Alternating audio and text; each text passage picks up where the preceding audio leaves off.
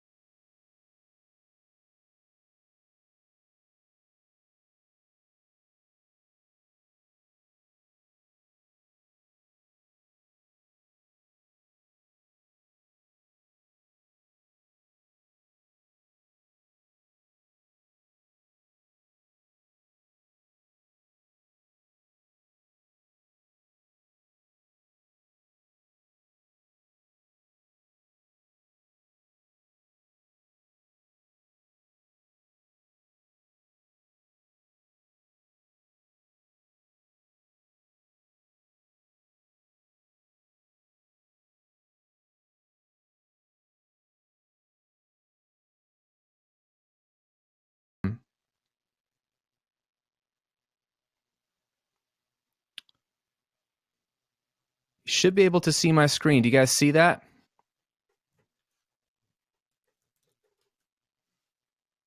It is now, okay. If I hit this button, do you still see my screen? Yep, full screen. All right. Perfect. Okay, if everyone's ready, I'm ready to dive in. Let's get in. I got a lot to cover today, and I really want to give it to you straight on. So here we go. Get this ready here. All right, friends, here we go. It's not full screen, not full screen. Okay, hold on. Let's get this fixed.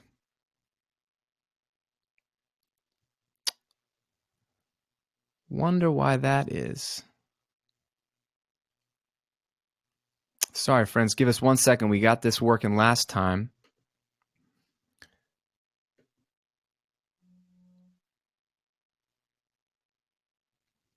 So right now it's not full screen. I go here. What about now?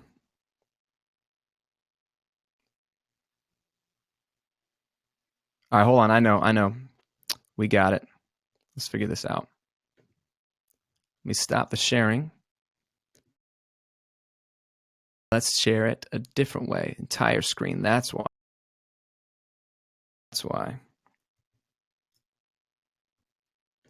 Now, how about that? Is that working for you? Much better. Okay.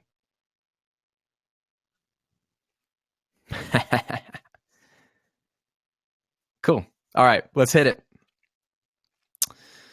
Get this set up here. All right, here we go.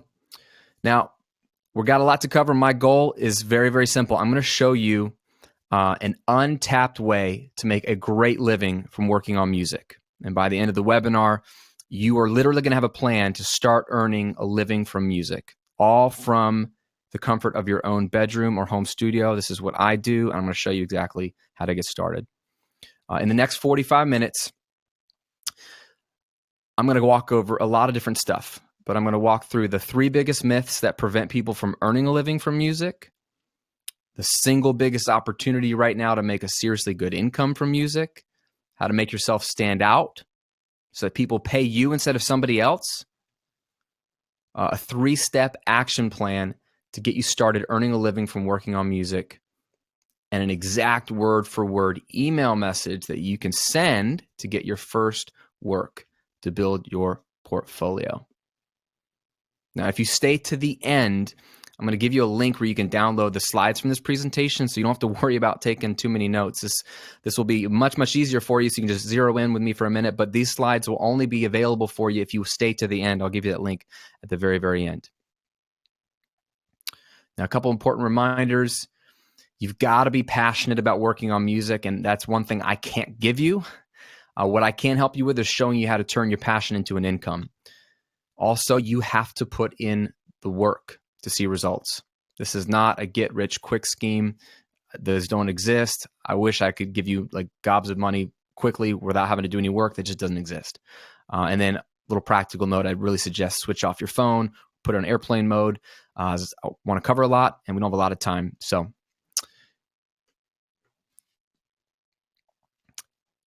hopefully you know who I am. That's probably how you're here. Just a real quick rundown. I've been doing professional mixing and recording for over 15 years. I started recordingrevolution.com back in 2009 to help musicians get better sounding songs without expensive equipment.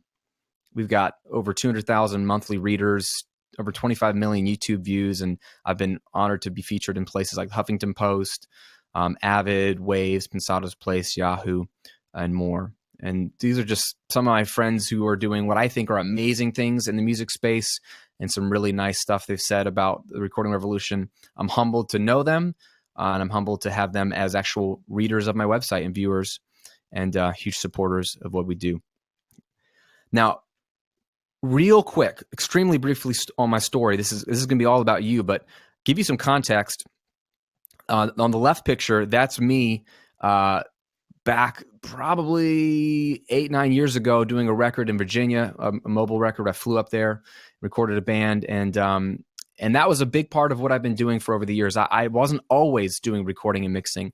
I've had a bunch of random jobs. I started out of college, even out of audio school. I was working at a jewelry store. I was working selling advertising at a radio station. And then I even eventually got an audio job at a software company, which was cool because it was audio, but it wasn't music. And all the while, though, I started doing freelance recording and mixing on the side. And for the longest time, that's all it was just a nice side income. And I got really, really good. My nights and weekends, I would have people over. I would mix bands. I would record bands. And it was a huge part of what I did. But it's been a journey, and I've learned a lot. And so the stuff I'm going to teach you today, I've learned the hard way. And it did take me over 15 years of doing a bunch of stupid stuff, making a lot of mistakes, and figuring out what works, the strategies, philosophies, and then a process that I'm going to share with you in this webinar. So here's the hard way. You could spend years trying to figure out how to turn your passion for music into a living. You could try to network with others who are successfully making a living from music and then get them to share their strategy and hope it also works for you. You could also waste a lot of time and money trying different strategies, or what a lot of people do these days, spend money on advertising only to find that you've just blown all your money. So a question for you is, would you like to learn what I think is the best way to start earning a side income of $500 to $1,000 on working on music? Let me know. Say yes in the chat box so I know you're still with me. Anna says yes.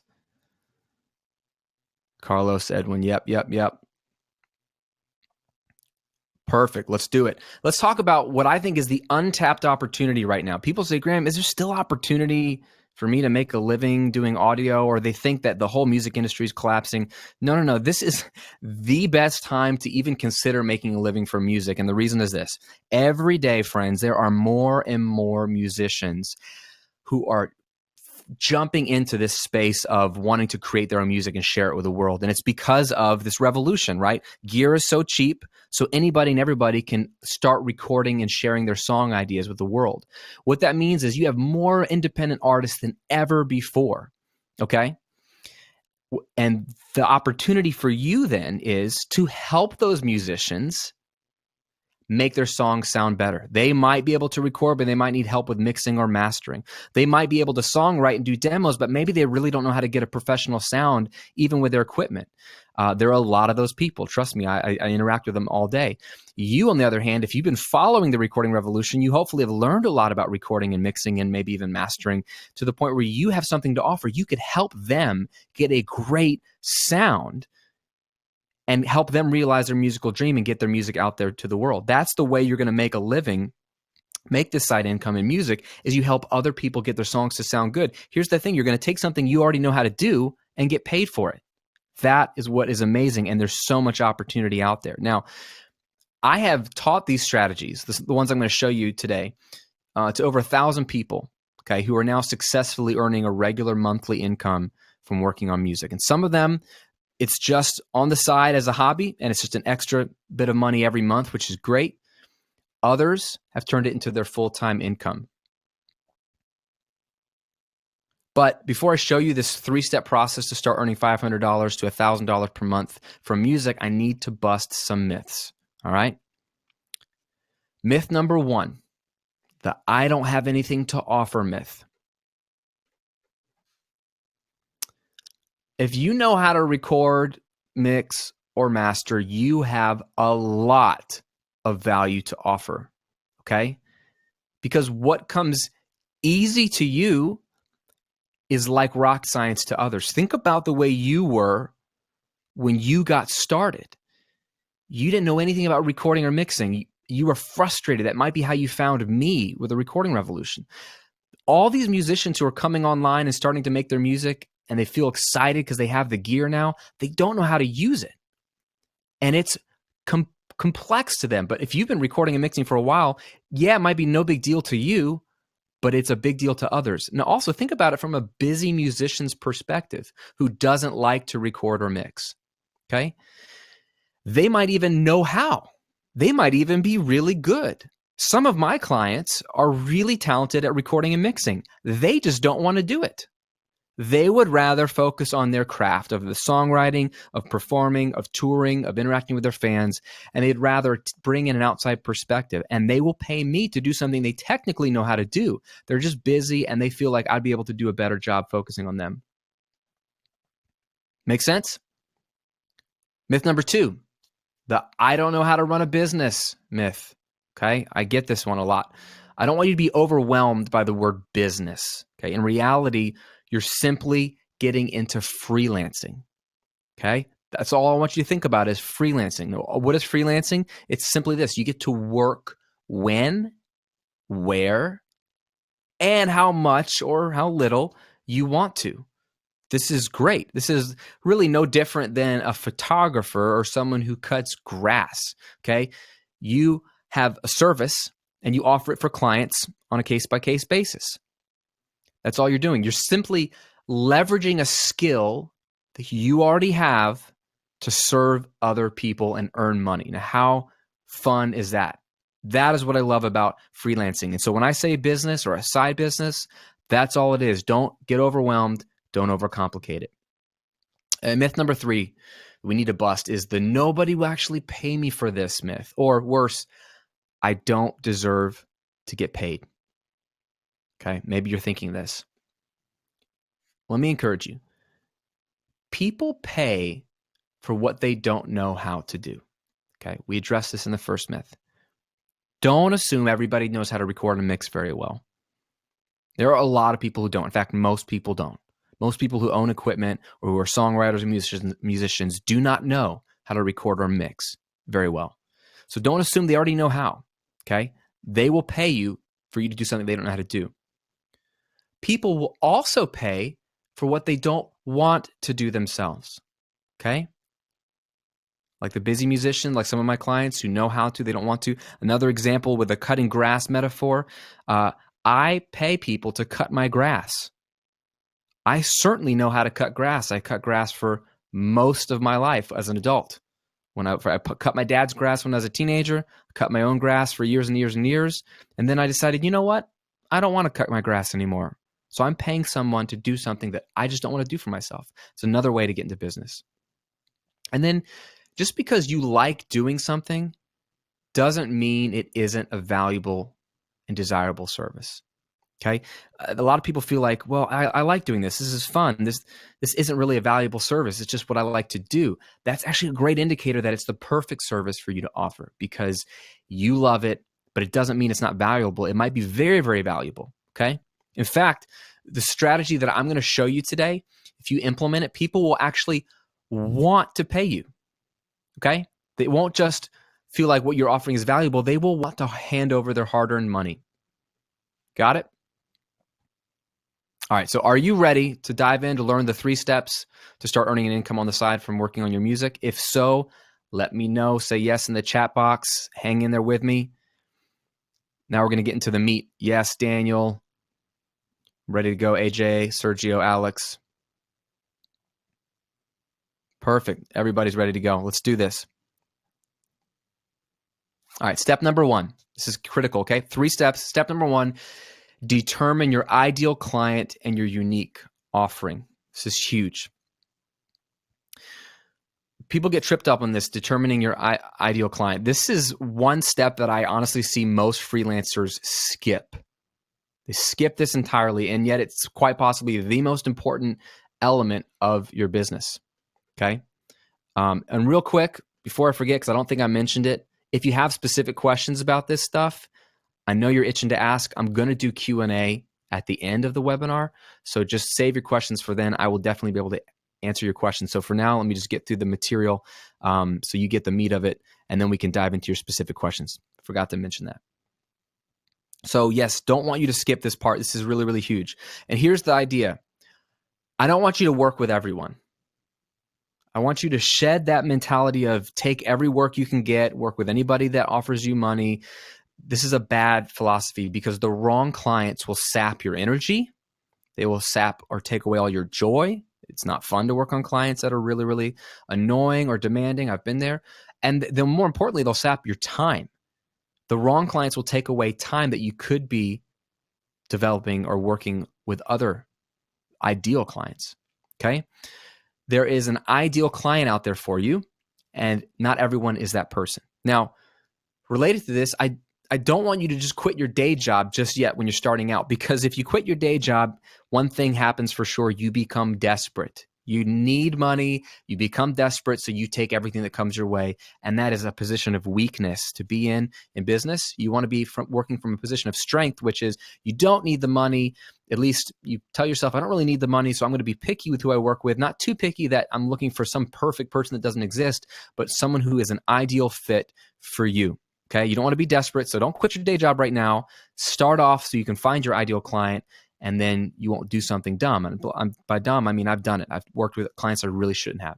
So how do you find your ideal client? There's really 4 criteria that I use personally to define my ideal client, and they are personality.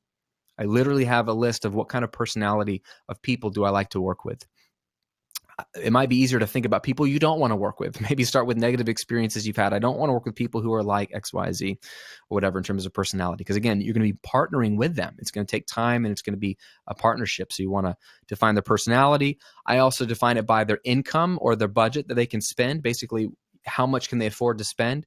There's no point in working with someone who at the end of the day can't afford your rates. It's not good for them or for you. So I kind of have an idea of how much I expect them to be able to spend. Musical goals. I think about this. Do you want to work with people who are just trying to capture their music for fun or for their family? Or do you only want to work with people who are really trying to grow their fan base and tour? You could think about that as a way to define your ideal client, an element of it. And then finally, genre. This one's interesting. I'm a big, big fan of really picking the main 1 or 2 genres that you are known for and the type of music that you want to work with. Doesn't mean that you can't work with stuff outside of your genre. Doesn't mean that it's not beneficial to do that. It just means that I prefer to work in a certain genre because I know I can deliver. And I really like working on that music. So I really encourage you to determine who this ideal client is based off those 4 criteria. Now, along with your ideal client, you want to determine your unique offering. Okay, you don't want to be the person who does everything. Okay, you don't want to be the person that offers every service. You don't want to be the Walmart of the audio space. You don't want to be the I can record everything and do everything and mix and master and do live sound, and you don't want to do everything. Okay, here's the deal. Niching or niching, depending on where you're from, narrowing down to just recording. All you do is record bands, or just mixing, which is primarily what I do, or mastering, being a mastering engineer. Niching down to one of those three things or whatever you pick, it helps position you as an expert. This is huge. It makes people think, wow, that's all he or she does. That must just be, they must be really, really good at that, because you're not offering everything. It really subtly positions you as an expert. Also, when you do this, you can then command higher rates. You can charge more down the road because you only do one thing and you do it well. Okay? Also, your clients are more excited to work with you because they're like, this guy or this gal only does mastering. So of course I want to have my project mastered by someone who only does mastering. It's probably going to be great. So they're willing, they treat you as an expert. They're excited to work with you. And afterwards, they're generally more satisfied because, again, it's all in the eye of the beholder that you only do one main thing and you must do it really, really well. And think about some examples here. If you had knee pain, let's say, you go to the pharmacy, you see a couple types of medicine. Would you rather buy the medicine that says cures all pain or one that says cures knee pain? Okay. They might literally be the exact same drug in the bottle, and they might both work exactly the same. But subtly, aren't you going to trust the bottle that says cures knee pain because that's what you have? Same thing. I love this. I think about the toilet example. If your toilet breaks, would you rather hire a handyman, someone that can fix your toilet? They can also lay carpet. They can also do a little bit of electrical work for you, do some carpentry. Or would you hire a dedicated plumber, someone that only does plumbing? Literally, they might both be able to fix your toilet the same, and they might be both just as talented in plumbing, but you probably feel more comfortable handing your money over to someone who only does the thing you need them to do, plumbing. Make sense? So as you think through, before you put yourself out there, figure out what is it that you're going to offer? Who are you trying to reach? What kind of band? What kind of artist? What kind of client? And what's the main thing you're going to focus on? Okay? I really want you to take the time to do this. Most people skip both of these things. They jump right into working with people, and I understand that, but they're going to miss out. They're not going to be able to make as much money, and they won't be as successful. Okay. Step one, done. Let's get into step two. You need to do a few free projects, okay? Now, your first goal as a freelancer is to build up a portfolio.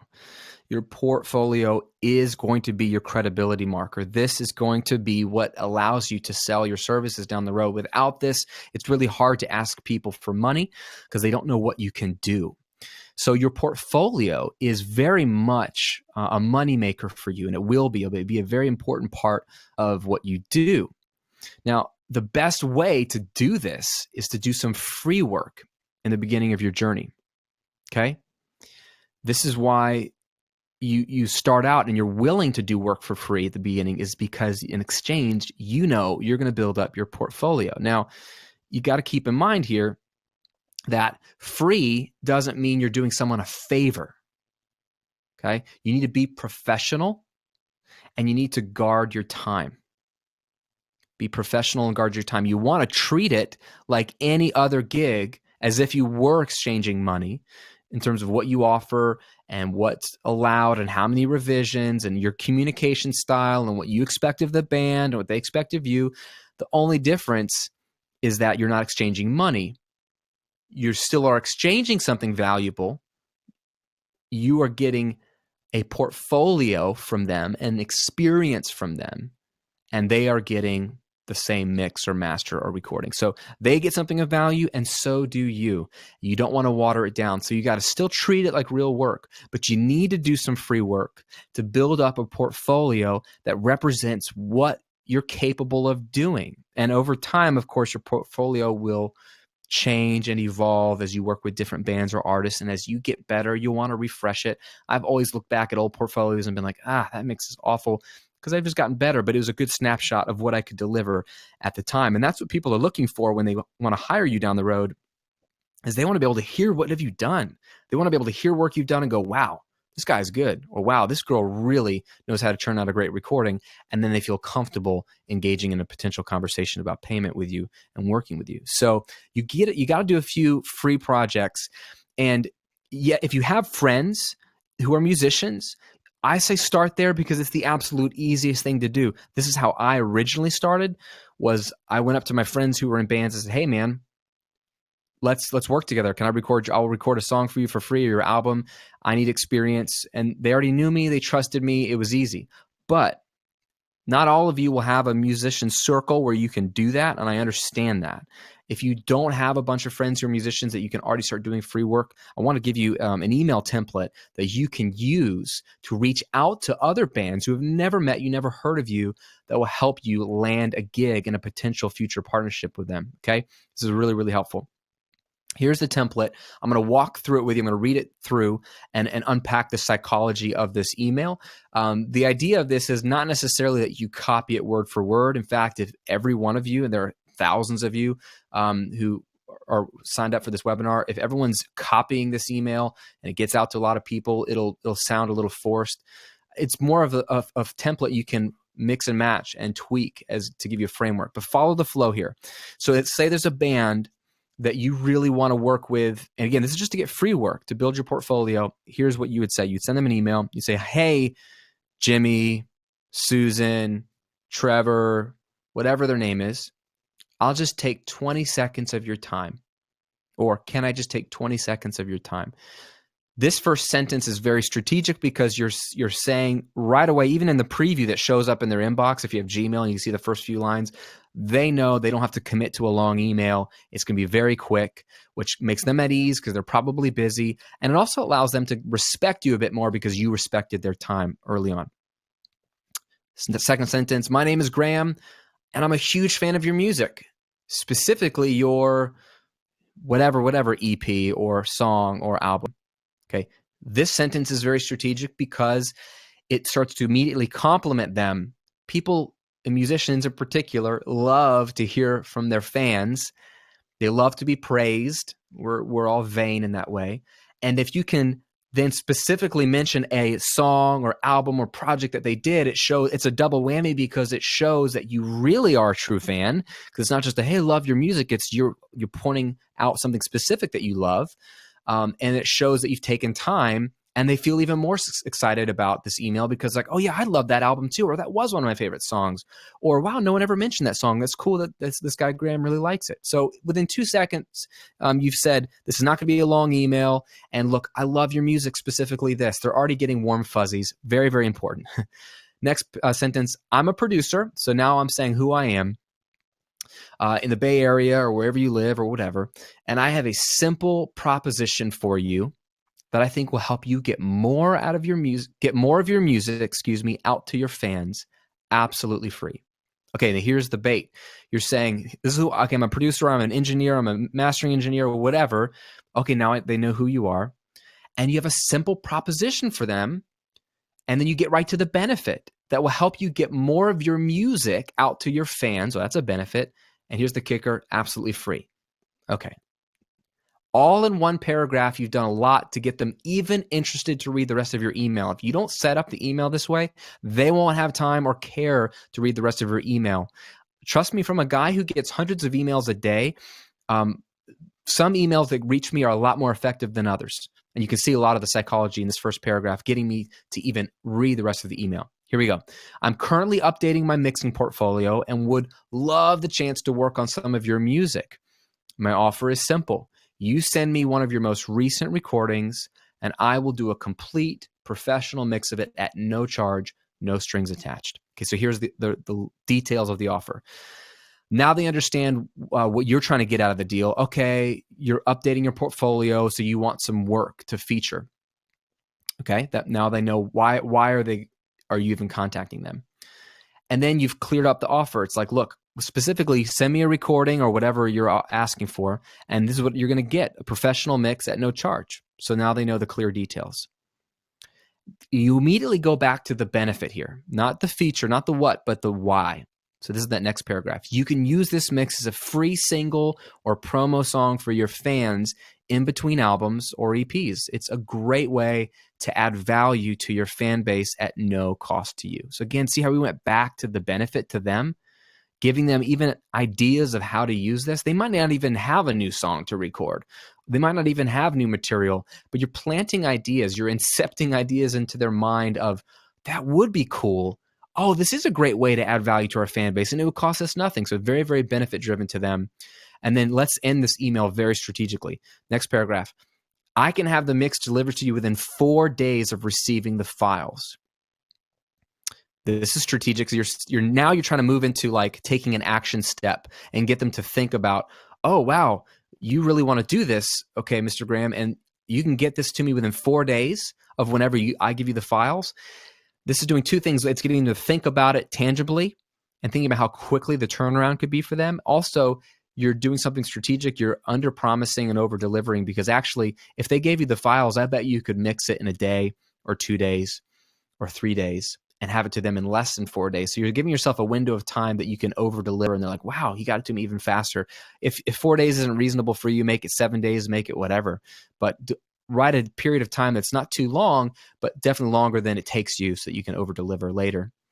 And then this next sentence is huge. And from looking at my calendar, the next 2 weeks look pretty open.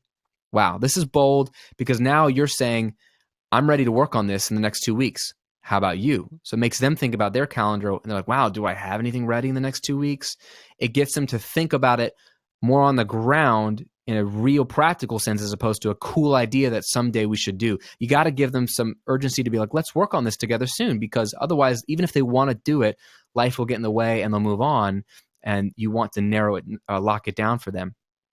And then here's a final 2 lines that are so critical you don't want to miss. Do you have 5 minutes to jump on a quick Skype call this week to talk about details? Okay, now you want to take the next step. You want to jump on a call with them, so you can really seal the deal to work on this with them. Again, you're promising what it's going to be, how long it's going to take, 5 minutes, quick Skype call. So you kind of reinforce that it's not going to be long. I know you're busy. And then you knock it out of the park. This is how you seal the deal. Looking forward to hearing from you. This kind of puts it just without any real pressure, just a little bit of like, it forces them to respond to you, even if it's no. And that's good. You want them to be able to say, hey, bud, no, thank you. Or we don't really have anything, or, not at this time. That's fine. But it forces them to think about responding either way. And you really, really want to get them to respond. So again, this will all be in the slides. If you stay to the end, you're going to have all the slides, and you can use this and pick it apart later. But use this as sort of a guide of a flow when reaching out to a band or an artist that you really want to work with, and you want to offer them a free mix or recording, whatever. It's a great way to get your foot in the door with people, and it's a great way for you to build your portfolio. Now, let's get to the third and final step here, and this is really, really practical. Let's actually build your portfolio site, okay? This is really, really important. You actually have to build the site. So let's talk about this. One of the most important things that your website should have is a clear service offering or benefit, okay? And this, you need to know what it is, which was step one. What is your unique offering? Step one. You got to know what it is. But then your site, my friend, has to make it clear all over the site. What do you offer? Are you a mix engineer? Are you a mastering engineer? Are you a front of house person? Are you a producer? What are you? Are you a songwriter? What are you? And what do you offer? And who are you for? This goes back to the ideal client thing. You really, really need to be able to know who you're for and who you're not for, and what you offer and what you don't offer, so that you can communicate that clearly, so that when people land on your website, I think I've heard Neil Patel and others say that the average attention span of a person on a website now is 8 seconds. 8 seconds. You have 8 seconds. If you're lucky enough for someone to land on your portfolio site, if you're even that lucky, you have 8 seconds to make sure that they can find out if this site is for them or not. And either way is good. You don't want them to be confused. So there has to be clear headline and copy and imaging and everything that says who you are, what you offer, and who you're for. Okay? Make sure that's really, really clear. You also going to need obviously a portfolio of, I think, of at least 3 songs. Okay. You can have more, you can have as many as you want, but at least 3. Keep in mind, no one's going to listen to all of your songs, and they're certainly not going to listen to all through all of the song itself. Even maybe one song, they won't even listen to all of it. They'll listen to a few seconds. So it's very important that when you do pick songs, obviously they need to sound great, but you got to make sure that your portfolios get right to the good stuff. If you have a song that you think is great and represents your work beautifully, but has a super long and drawn out intro, not a good idea for a portfolio song, because they press play. If it takes them, again, 8 seconds, they haven't really heard anything yet, they're going to move on. You want to either have a song that starts really banging right at the beginning, or what a lot of people do, which is strategic, is just trim down a sample of a song. So just have the hook of a hook and a verse or whatever of a song. So what you actually put on your website is just a 60-second sample or a minute and a half sample of the song on only the good parts. The part of the song that makes someone really enjoy the song, they'll probably really appreciate the production quality a lot from that as well. So get right to the good stuff. This is huge. You want to have clear pricing and a description of what's included. I'm a big fan of putting your pricing on your website. Okay. This is controversial for some. They'd rather not do it. Huge fan of putting your pricing on the actual site, because then people can go, oh, I can't afford this guy. Okay. That way they won't even think about contacting you. Or, ooh, I can't afford this guy, but I really want to work with him. Let me think through this. How can I get the money? They're already valuing what you do, but trying to find a way to get the money. Or they're like, oh, this is perfect. I love his samples, his portfolio, and the pricing is right around where I thought it would be. This is great. It really sifts out people that really you shouldn't be dialoguing with if they can't really afford you anyway. And then you also want to be clear on what do they get for that money. If they hire you to mix, like for example, if they hire me to mix, if someone hires me to mix, what they get for their money is clearly stated. It's like, you're going to get this number of revisions, you're going to get, this quality of MP3 to start, but when final payment goes through, you're going to get, the high quality wave and the high quality MP3. I'm very clear what they get and what they don't get. I also say, look, for this price, you don't get any auto-tune or pitch correction. You don't get any drum editing. That's not included. I don't do that. If you want that, we can talk about that separately, but that's not included at this price. Just be very, very clear on that. And then you're also going to want testimonials. Ideally, again, 3 or more. Again, I would get at least 3. You can't have too many, but 3 or more from people that have already worked with you.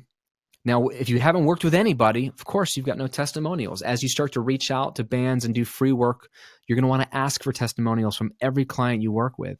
And you want to solicit testimonials from people who obviously had a good experience with you, but try to get testimonials that focus on how happy they are with their results. Not just like how good you were to work with, because that puts the testimonial again on working with you, which is important, but what's more important are the results they got. Like, oh, my song sounded better than it possibly ever could have on my own, or I had no idea my mix could be that good after his mastering, or whatever it is. Testimonials that show really happy clients are really, really valuable, because we live in the Amazon age, right? You buy something from Amazon.com, you always want to see, well, have other people bought this? And do other people tend to like this? We feel more confident buying something that other people buy and like. So testimonials are your Amazon reviews, basically. They are showing that you not only have credibility, the product looks good, but other people have worked with you and have gone through the entire process and come out on the other end really, really happy, really, really satisfied. Don't underestimate the power of a handful of really, really good testimonials. Now let's talk about the biggest mistakes that I see with portfolio sites, and I have seen a lot of them with my students over the years. Okay. This one's the biggest one. I'm going to start with it. It's just having way too much information about you on your website and not enough information about them, the potential client, the visitor. Okay. This is so common. I see a website that says, welcome to Graham's mixing site. My name is Graham, and I've been mixing for 15 plus years, and I went to this audio school, and I've trained under this person, and I've worked with this such and such band, and I'm certified here, and I've got this kind of studio, and this is the gear I use, and this is, blah, blah, blah. I've been awarded this award. It's all about me, me, me, me, me, me, me. And while that's usually done out of insecurity, you're trying to create credibility because, again, you're insecure. That's not how people buy. That's not how people choose to work with you. They want to hear about themselves. You want to draw them in by focusing on them and what they're looking for, not on you and what you can offer. You'll connect the two, but having too much information all about you is just a waste of time, and it's actually turning people away. Have more information focused on them and their dreams and what they're looking for. Very, very important. Big mistake is having a gear list page. Nobody cares. I should say most people don't care. Some people do, and they are not your ideal client. That goes back to your ideal client. You don't need to work with people that want to see a photo of your studio or want to see a gear list or know what plugins you use or whether you use Pro Tools or not. None of that. You and I know that gear doesn't matter. We know that. Not everybody knows that. But having a gear page does one thing and one thing only. It communicates to them that gear matters, and you're trying to prove that you've got the right gear. They might not have even thought of that. So don't even have a gear list, even if you think you have some good gear, because it's irrelevant. Just avoid the conversation altogether. If people want to know what gear you have, they can ask you. In 15 years of doing this, I think I've only had one person ask me what plugins I use, what microphones I have.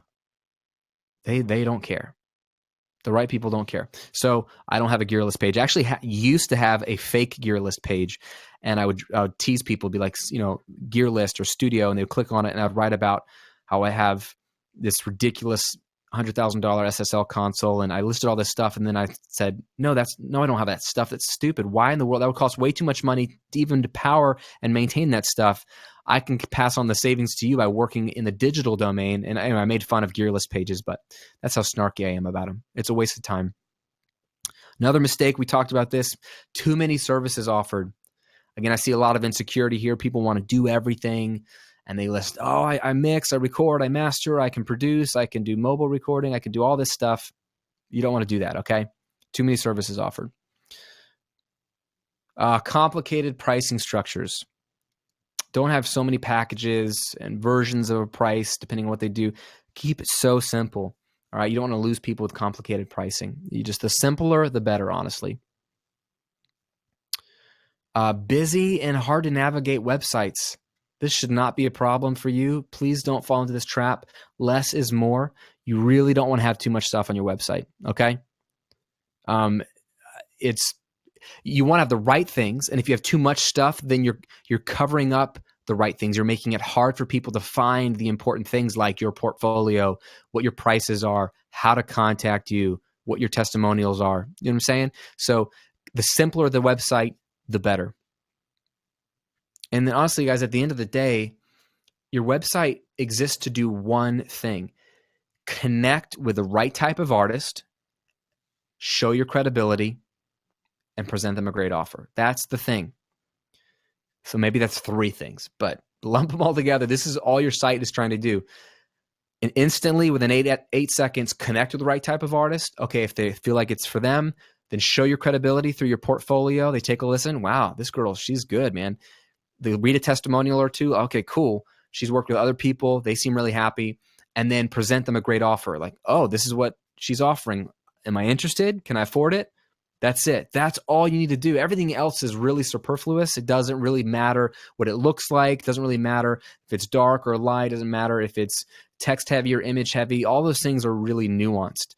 What I want to do is I want to show you 2 examples of 2 of my students and their portfolio sites. I see a bunch of them, and these aren't the only way to do it, but these are 2 that I think really have done a great job of presenting all these things. They're avoiding pretty much all these mistakes, and they're focusing on the right things, and they're very, very different from each other. So I want to give you 2 examples to take a look at. The first is by one of my students, Jasek, and his website is polishedmix.com. Okay. If you look at this is just a screen grab of his homepage, or part of it. I didn't scroll all the way down, but just sort of the above the fold kind of thing. I noticed a few things that jump out right away. I noticed his headline, "Making you sound your best." Ooh, I love that, because the word you is in there twice. Not me and my and I and what I offer. It's about me, the visitor. It's about you, the visitor. Polished mix. Okay, what is polished mix all about? Making you sound your best. Okay, I'm interested. Then right below that, you can see he does mixing, recording, production. Now, that kind of breaks the rules a little bit. He does a little bit of everything. Not my favorite. I'd be happy if he just went right to the welcome page. Now, look at what he says under the welcome. My name is Jasek, and I run Polished Mix. Okay, he mentioned himself, but in less than a sentence, look how he goes right back to you, the visitor. A service set up to help independent artists, oh, that's me, release high-quality music. Hey, that's what I want to do. He continues to focus on you. Whether you already recorded your songs and need a professional mix to launch them on iTunes and Spotify, or you need somebody to record your band using 2 preamps, great microphones, and the know-how, I've got you covered. See how he's so focused on you as the visitor, what you're probably hoping to do, which is you want to release songs on iTunes and Spotify, or you want to have your band recorded. And he keeps going. As a musician, you've put a lot of work and effort to write great songs. Make sure you make them sound great and get the attention your music deserves, right? I love that. And then he goes on to say that he's a certified Pro Tools engineer and a little bit about him. But he gets the order right. He is so focused on the visitor and what the benefit is to them, what it is, what's in their head when they land on his site. What's in their head is, I want my music to sound awesome and I need help with that. Otherwise, I wouldn't be here. And he really is nailing that at the beginning. And then what's the other big thing that you see right to the right of that? His portfolio. He's got a SoundCloud playlist right there so you can hear instantly. You don't even have to go navigating onto a menu to hear what he can do. I love how he knocked those two things out of the park. Really, really great example of how to focus on the benefit, on the visitor, get right to the portfolio. So within seconds, I can know if this is for me, what it can offer, and if he's good or not. Love it, love it, love it. Now, I want to show you one more example of a great portfolio site that is completely different, okay? This is from a company called Nation Productions.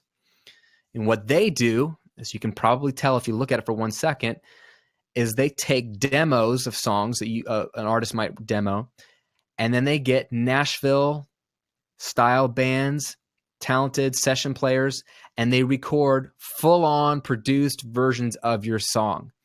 I love how clear this website is. We turn these, and if you go to the actual site, you can press play and you can hear the demo, into these, and then go to the right, press play, and you hear the full done final mix with session players. And it's mind-blowing, and it's so fun. They use as few words as possible to communicate what they do, who they're for, their credibility. It's unparalleled. This is probably the most effective site I've seen for what they do specifically. And it's cool also to notice what their offering is. It's a very unique offering. They don't do everything. They do one thing. They turn your demo into a fully produced song with session players.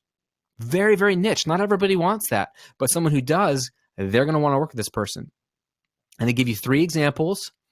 So there's their portfolio right there. And it's all focused on you.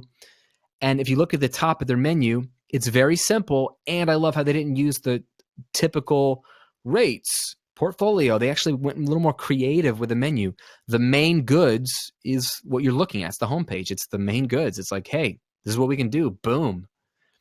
The next page is how it works. That's what I think I would be interested in next. How does that work? Do I have to interact with the band? Do you pick the band? It's very clear. The money stuff is great. Okay. What the money stuff is. I love it. That's your rates.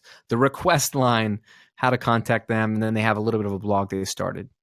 I love what they did here. And this, when I was reviewing their site, I told them this is one of the most effective sites I've seen because it made me literally want to demo a song and send it to them. I was blown away. Love it, love it, love it. So these are just 2 examples that are wildly different from each other, but you can see the things they have in common, focused on what they offer and clearly positioning who they're for, having a great portfolio, easily accessible, focusing on the user and the visitor and not focusing on them. And you don't see anything about their studio. There's no pictures. There's no talk about them. There's not even any welcome text. It's just, this is what we do. We turn this into this. I love that. Very, very effective. Now, just to give you some simple places to get started, if you've never built a website, you don't have to hire an expensive web designer to do this. You can use, there's so many services out there now that are drag and drop website builders, and you can have your site ready in just a few hours. Squarespace is one that I've used before. It's, once you get the hang of it, very easy to work, beautiful. It hosts your site for you. They'll give you a domain name. They give you templates to start with, and it's literally drag or drop. Wix is another one that's very easy to use. In fact, this last site was made with Wix. Okay. I don't even know if it's on the screen grab. I don't think so, but the actual site says made with Wix at the bottom. They made this for free. Okay. And it's turning out money for them. So check out squarespace.com, check out wix.com. There's a million others. If you're good with coding, obviously you can do it yourself. So it's the best time in the world to need a website because it's never been easier to do one. Now, in review, these are the 3 steps that we've covered, okay, to start earning a living from music. Step 1, which most people skip, and I don't want you to skip, is determine your ideal client and your unique offering. This is the foundation, honestly, friend, from everything else is built on. You don't want to skip this. Step 2 is you got to do a few free projects. Got to do a few free projects to build up that portfolio. It's really, really important, and it's what's going to be your credibility marker moving forward. And then, of course, step 3 is you got to build that site, okay? You've got to build the site, and it's got to feature the right things and ignore the wrong things and be clear as day is what's going on. You don't want to have a site that's ineffective, all right? Now, in the past hour, I want to ask you a question. Would you agree that this webinar has been time well spent so far? Just say yes in the chat box if it's been time well spent so far.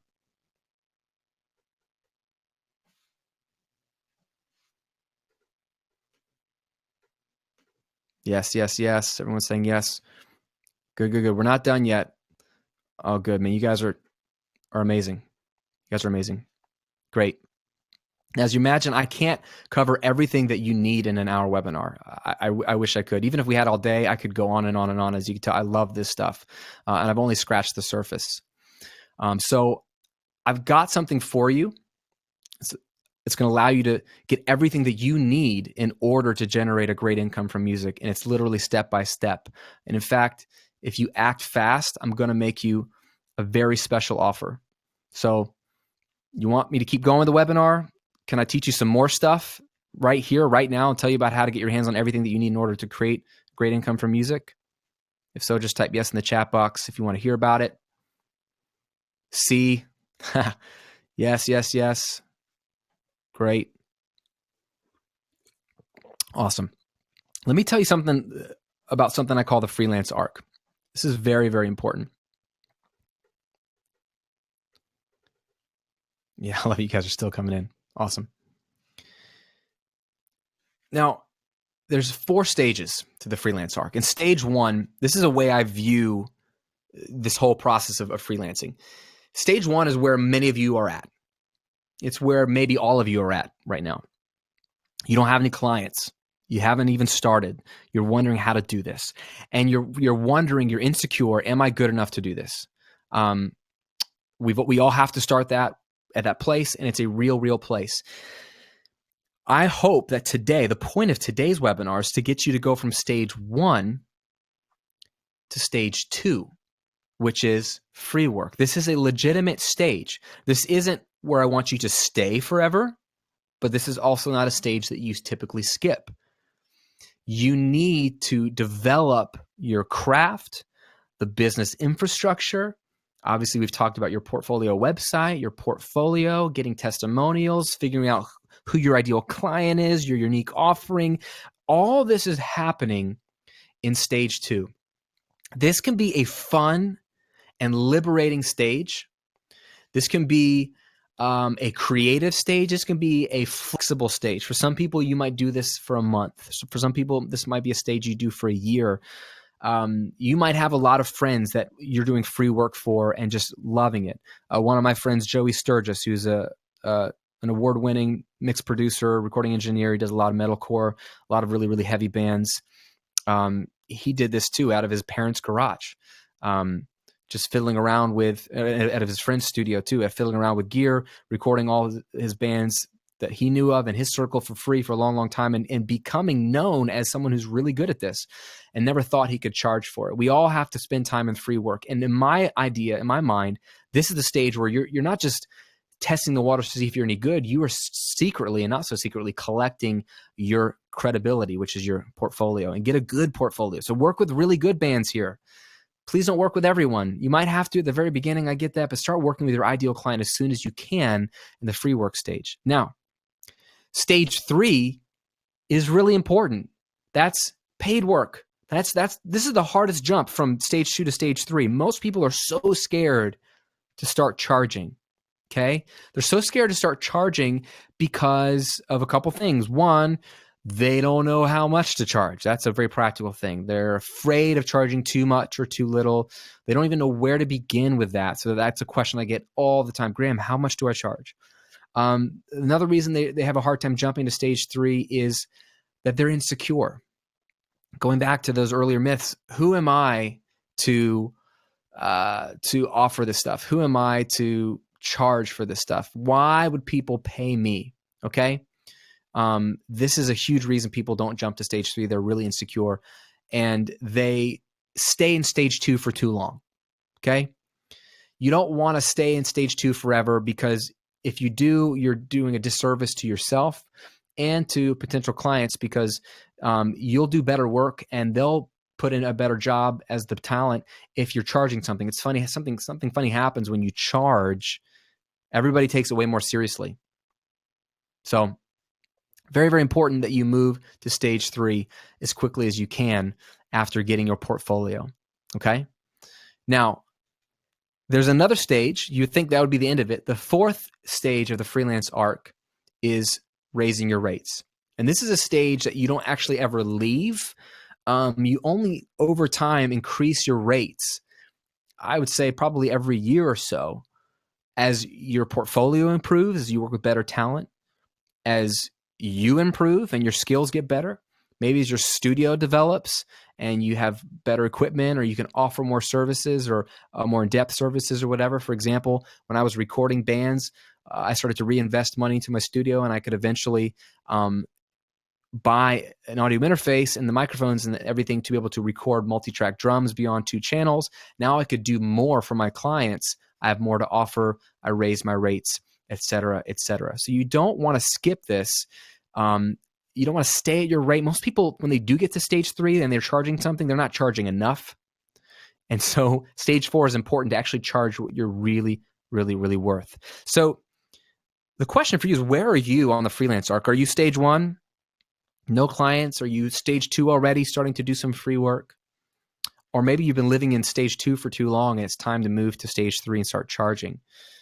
Or maybe like many of you, you are in stage 3. You're already charging stage 3, but you're not charging enough, and you need to move to stage 4 and raise your rates. Now, the way I see it, moving forward, guys, you have 2 options. The first option is you waste time and money trying to figure out all of this stuff by yourself. You try to figure out how to get the best clients. Okay, how much should you be charging? I see people in the chat asking, how much do you charge? How do you know what to do? How to have a steady flow of clients coming through your door to generate a steady income, and how to not get taken advantage of. That's a question I get a lot too. And if you go this route, you'll potentially even come up out of pocket, spending all your money on the wrong things. And this is the absolute last thing that I want for you. I don't want you to waste months or years of your life trying to figure out how to make a living from music, only to potentially lose all your money in the process. Which leads me to option 2. You could learn a proven step-by-step system for generating an income from working on music from someone who's been doing it for over 15 years, a system that's worked for over 1,000 people who I've taught it to, and you can do it from your own home using the equipment you already have. If you follow the steps that I teach and put them in the work, you may even be able to quit your current job like some of my students have and make a full-time living from music. Now, wouldn't that be awesome? Now, I've got good news.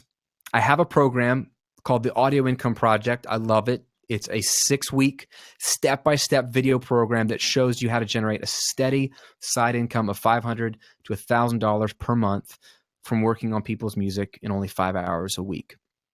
This is the most comprehensive program out there that I know of on building a side business in music. Now, I say $500 to $1,000 a month because I think it's best to build a side business in baby steps. And the truth is, many of the students who have taken this program actually make a lot more than that. It's just a good building block. Here's what one student of mine, Bobby, had to say about the Audio Income Project. Just thought I would shoot you an email to let you know that I've landed my first paying clients using the Audio Income Project material. I've been asked to mix and master 2 full-length albums and a 5-track EP, receiving around $2,500 to do something that I would do for free is pretty awesome, and I couldn't be happier right now. So thank you, Graham, for all of your awesome content. It's amazing to think that around a year ago, I struggled with an EQ and a compressor, and my mixes were really boxy. And now people are handing me their hard-earned dollar bills to mix their music. And I tell you, it's crazy and amazing. So again, good sir, thank you. I love it. Bobby's story is just one of the many people who've gone through this program. So let me show you what you get. Now, over the course of 6 weeks, you're going to receive 24 step-by-step videos that walk you through, start to finish, building your audio side business. You'll also receive weekly action steps so that you start experiencing success as quickly as possible. Now, let me show you what you're going to learn in the program. In week 1, I'm going to teach you how to think like an entrepreneur. Okay, this is really important. We're going to eliminate any mental blocks that are holding you back from making an income from music. You'll learn why you shouldn't be afraid to charge, and we'll determine what type of freelancing personality you are so that you can ensure you attract great clients who want to pay you. Now, this is a huge part of successfully making a living from music, and an area that often gets overlooked until you shift your mindset and understanding the principles of running a profitable audio side business. You won't be able to generate a steady income from it. So we got to get this mindset stuff in place. In week 2, I'll help you figure out what your highest leverage strengths are and how to develop your own unique offering based on that. You'll learn why you don't need to be the best to earn a great living. And you'll also determine who your ideal client is, like we talked about today, so that targeting them and persuading them to hire you is a walk in the park. Determining your ideal client also means you only have to work on projects you actually enjoy, and you get to work with only people that you get along with. In week 3, I'll show you how to build the best possible portfolio, what type of songs will generate the most interest from clients. This is very, very interesting.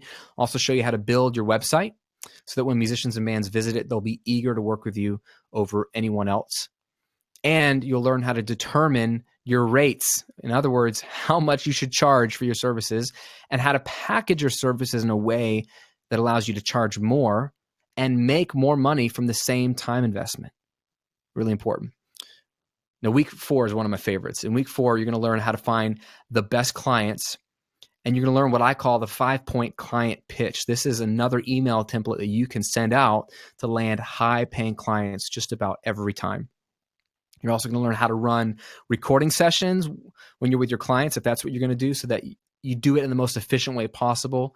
You don't run over time and leave your clients ecstatic at the experience of working with you. I teach you how I did mobile recording and all of that. I'm also going to teach you my personal mixing workflow when working with mixing clients so that you can produce great results every time in case you've never mixed for someone else, just for yourself. You still want to deliver great results, but in as little time as possible, which will allow you to take on more clients. And I'm going to show you how to handle and communicate with your clients in a way that they won't want to work with anyone else. They'll keep coming back to you. In week 5, we're going to tackle some of the practical sides of running a side business to generate a great income. So I'm going to show you how to handle things like banking, payments, invoicing, and why you don't need to incorporate or start an LLC to do this, and even how to do your taxes in 20 minutes a month. so you don't have to get any trouble with the IRS. It's not as complicated as it sounds. I'll show you a step-by-step method to do your taxes. I'm also going to show you how to handle revisions for the projects you work on so that you don't find yourself working on the same project indefinitely, which I hate, instead of getting more income. It happens a lot. And finally, in week 6, you're going to learn how to supercharge your already profitable business. You're going to learn how to do effective advertising, keyword being effective, so that you have floods of potential clients wanting to work with you without wasting your money. You're going to learn when and how to raise your rates so that you can earn twice as much for each project you work on. I'll also show you an ingenious way to make more income, from each client without raising your rates. And finally, I'll show you the most effective strategies to grow your business and gain more clients organically, which is my favorite way to do it. Now, here's what one student, Eric, had to say about the Audio Income Project program. I'm currently in week 6 of the Audio Income Project, and I've already made $1,450 so far, $1,400 so far. I'm super hyped right now and feeling invincible. Thanks, Graham, for this amazing course.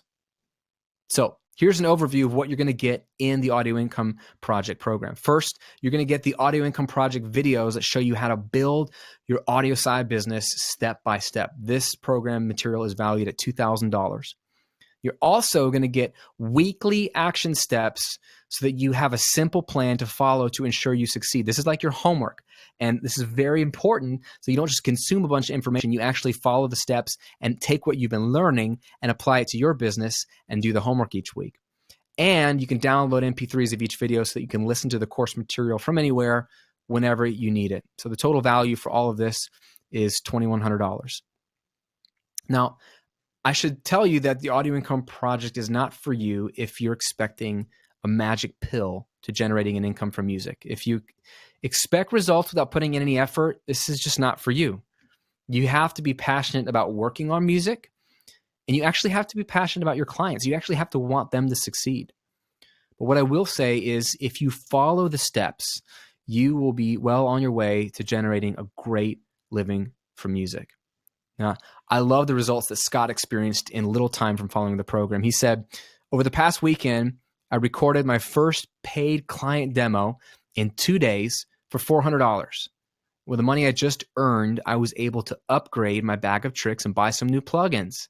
I just wanted to say thanks for everything. Now, when I first created the Audio Income Project, I had 2 choices. Option 1 was to go as cheap as possible and try to sell as many spaces for the program as possible. But this wouldn't incentivize me to really stack on as much value as possible and give you as much as I possibly can. Option 2 was that it would require a little higher investment on your part, but in exchange, I'd be able to devote more resources, to guarantee your success.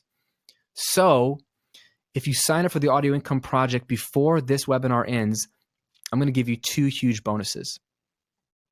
The bonus number 1 is a video where I show you how to build an email list that will supercharge your business. Now, this is the strategy that I have used and still use to build the recording revolution and really grow a profitable business there. And in this video, I share how I do it and what I've done. And this bonus video is valued at $100. Now, secondly, you'll receive a video where I show you how to create a blog that positions you as an expert and generates customers for you. Now, you don't need to be a professional blogger. You don't have to do what I do on the Recording Revolution, but just doing this one step will separate you from the crowd of everyone else who's trying to offer their services, and I show you the best way to do it. Now, this bonus tutorial is valued at $100, and I don't share this strategy or my strategy for building an email list anywhere else, but you'll get both bonuses when you join the Audio Income Project today. Now, if all this program did was get you real experience working on real songs by real artists and allow you to connect with more musicians and get more involved in music, would it be worth it? If all it did was give you a nice side income of like $500 a month, every month from working on your biggest passion, wouldn't it be worth it? Now, the Audio Income Project sells on my website right now for $997. And you can see why at the price, this is a phenomenal deal. You get the tools and strategies to create a steady income from music for life. However, because you're special, I mean, you've taken the time to watch this webinar and you've made it this far, I know that you're passionate about music, and I want to make you an offer right now. If you join today on this webinar, you'll get the Audio Income Project program for just one payment of $497. That's half off what everyone else has to pay for the program. So here's what you need to do next. Click the Get Started button, complete the checkout process, then just check your email for your login credentials and details and get started using the Audio Income Project. You'll be in the program within seconds. It really is that simple. And when you log into the private members area, you'll be able to begin watching the Audio Income Project. And each week, the new modules will be added to your account. They unlock automatically. And by the way, your one single payment of $497, it gets you lifetime access to the Audio Income Project and all the bonuses. You can watch this material anywhere on any device at any point, and you always have access to it, whether I add material or bonuses or not. It's all yours forever. Here's what Sean had to say about the program. This course is well organized, well presented, and well thought out. In fact, I have 2 projects booked this month worth more than $2,000, nearly 4 times the payback. That's one heck of an ROI. So in short, thank you, Graham. That's pretty cool, huh? So by the way, if you sign up before the webinar ends, I'm also going to give you another amazing bonus. I'm going to personally give you a custom critique of your website and portfolio. Now, I don't offer this to anyone else. However, after you go through the program and you've built your website and your portfolio, you can email it to me, and I will literally tell you exactly what to change to improve your site so that you get as many clients as possible. If there's a song that I think you should have instead in your portfolio or shouldn't have, for example, or a lot of times a paragraph that you need to rewrite, I'll just go ahead and tell you. Now, this critique for me is worth $500 as I don't offer these anymore, but you'll get it if you sign up for the Audio Income Project before the webinar ends.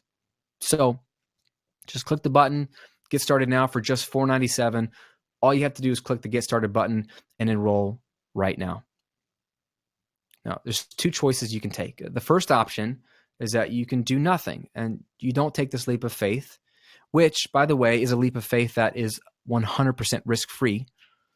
The second option is that you invest this small amount today in yourself compared to the huge amount of value you're going to get in return, and you simply give it a shot. And look, if it works for you, great. If not, just ask for your money back and I'll rush it to you. No questions asked. The Audio Income Project comes with, as always, my 100% 60-day money-back guarantee, and it's simple. Within 60 days, if you feel I didn't deliver the goods to justify your investment, simply contact me, and I'll refund every cent to you, no questions asked. As all the courses are accessed online, there's nothing you have to send back either. This is truly no risk.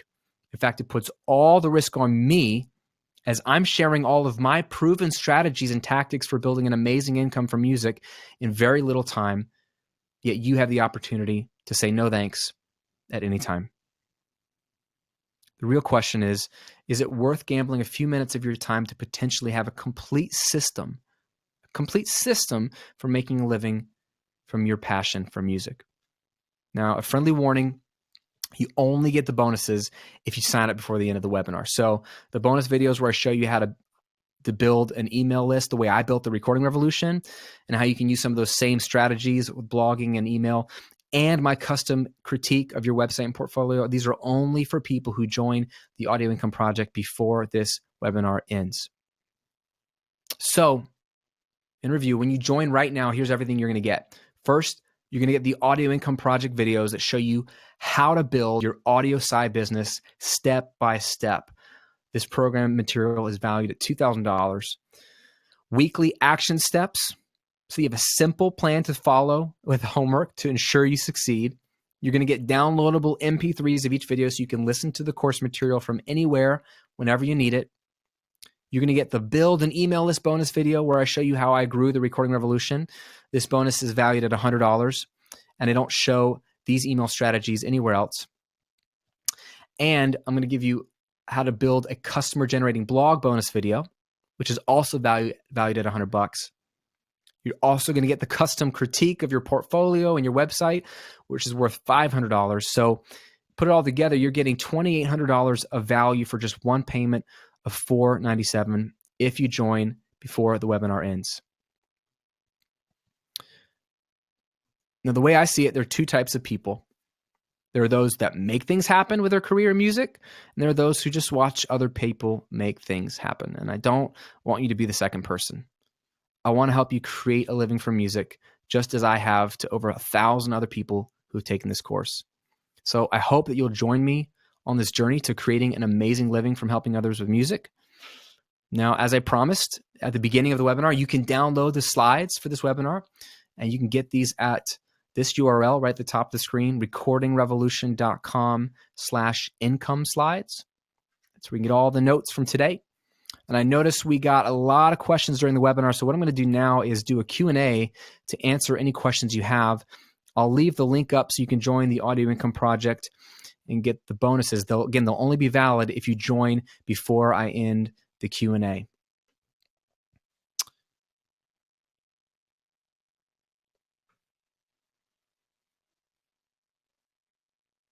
All right, this is your chance. Hit up the chat box and I'll answer all your questions.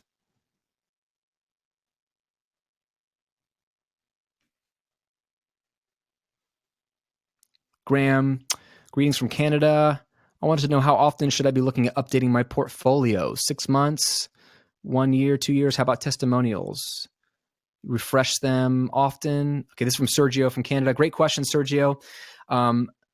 It probably depends on how much music you're making. Depends on how many clients you're working with. I would say every time you work on a great project, if you work with a really talented band and the songs are well written and the vocalist is killer and you're like, dude, this song is awesome, go ahead and put that up on your portfolio. So I'm a fan of swapping out your portfolio almost on every client if it's that good. Not every client you work with you really want to feature, and that's okay. But anytime you feel like there's a song that you think is not only a great mix or master or whatever you did, but a great song, okay, very, very important, then, my friend, it's worth putting in your portfolio. So that's the biggest thing. Testimonials, same thing. If you get a better testimonial that really like locks in like why someone should work with you, man, don't wait to feature it. Update your site anytime you've got gold, a great testimonial and a great song. If you get lucky to work with a killer band that just is amazing, put those things up as soon as you possibly can. Great question. John says, thank you for your time, Graham. All the best. Thank you, John. Khan says, how do I find freelance work? I mean, for stage 2. Khan, start with your friends who are musicians, see if they need anything recorded or mixed or mastered. And if not, go back, download these slides, and go back and see the slide where I have the email template for reaching out to other bands, and use that as a script for yourself to reach out to artists you really like that you find online, you like their music. Email them and say, hey, I'd love to work with you, and follow that script. Great question. Simon says, is producing and mixing too wide of a specialization?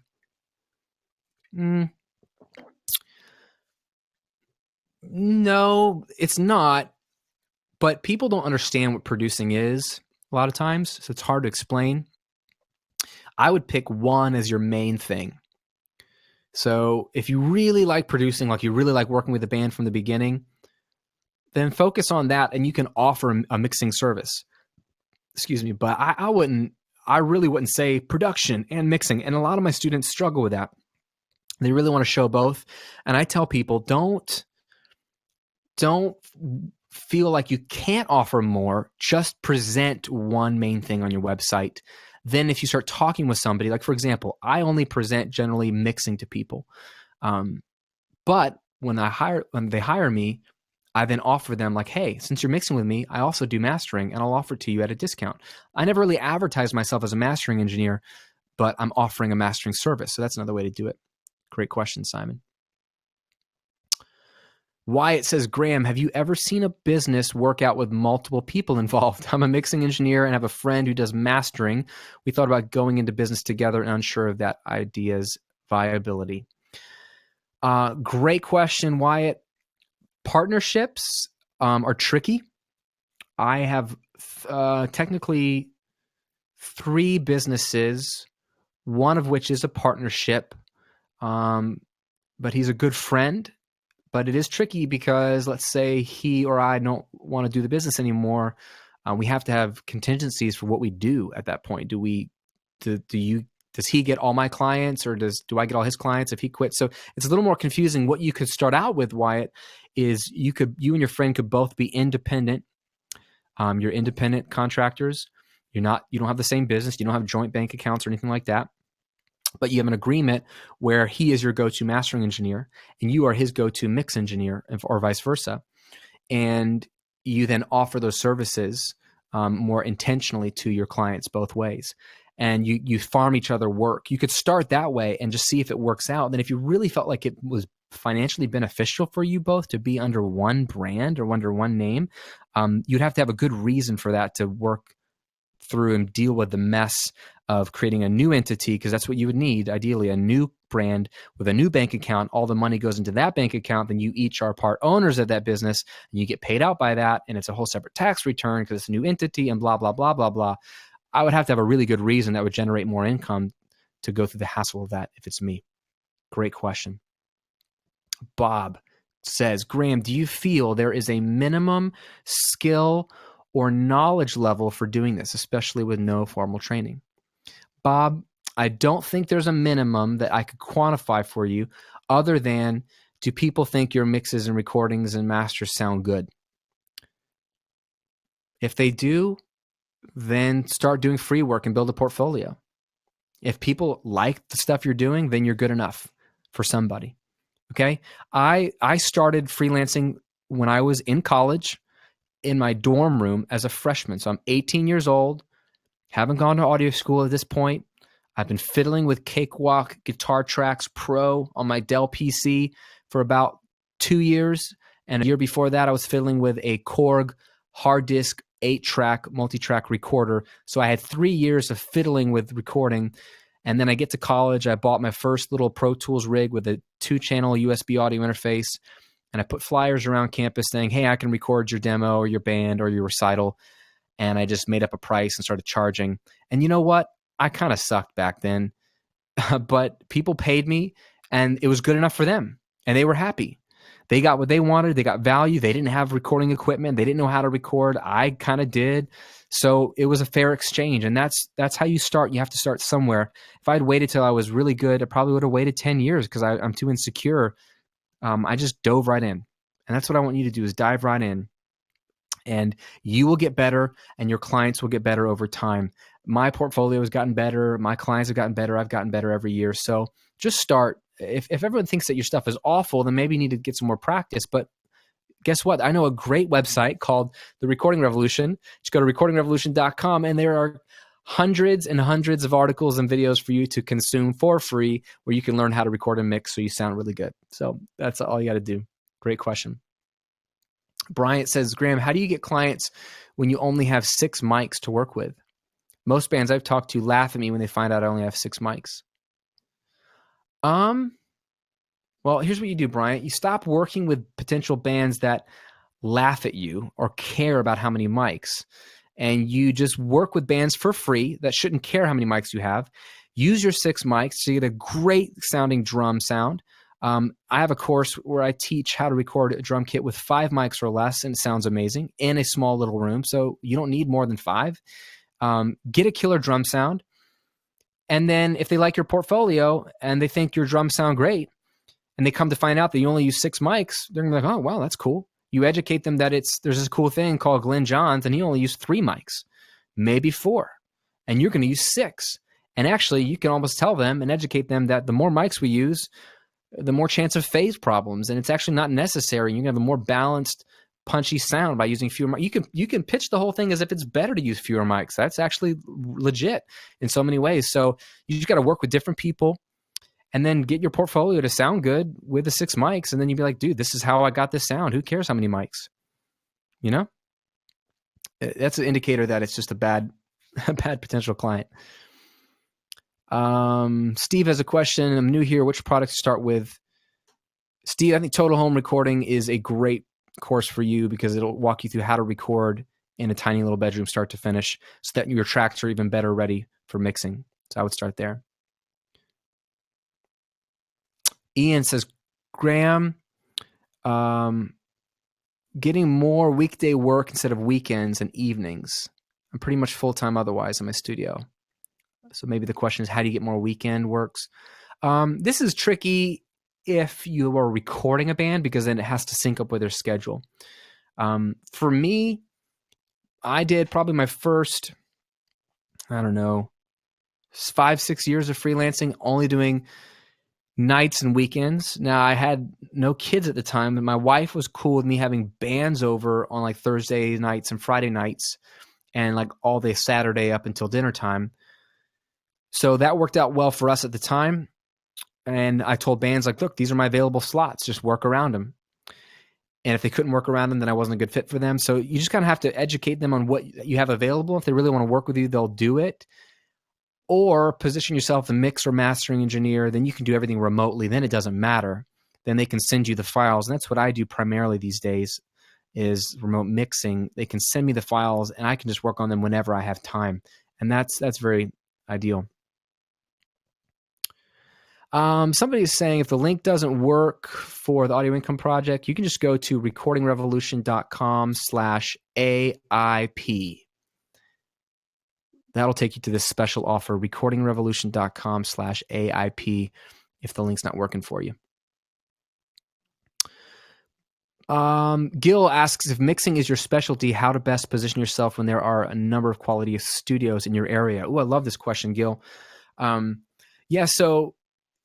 Again, the way you position yourself is your portfolio and testimonials. So if they've heard your portfolio and they like what you can do, you might be a better fit for them sonically, especially if you can really niche down and say, look, I really focus on metalcore bands, let's say. Then if there's a metalcore band in your town and they have a choice between working with you or working with a studio that can do a good job but doesn't say they focus on metalcore, who they're going to want to work with? Again, it goes back to the expertise, the perceived expertise. They're going to want to work with you because you have a great portfolio and you focus just on that style and you can bring that. So I think niching is really important, and then relationships are really important. You might be able to compete on price because you have less overhead since you don't have a big studio to pay for. You don't have an SSL to power the electric and cooling bills for that. But I'm not a big fan of competing on price because I think that undervalues the what you offer, and it makes people look at price only, and that's not important because actually price is not the best thing. Great question, though.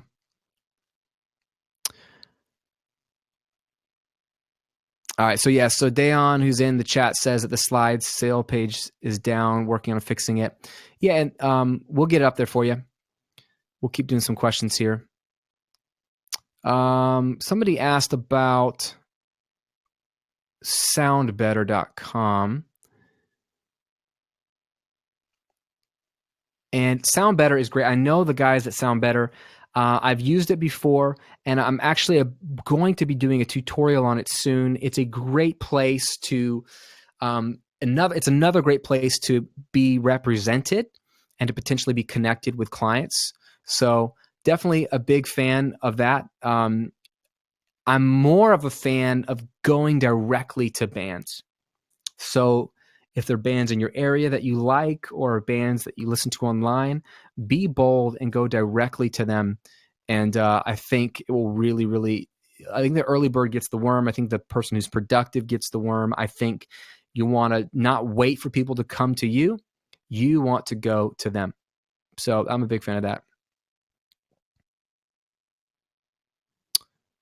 Let's see, get some more questions here.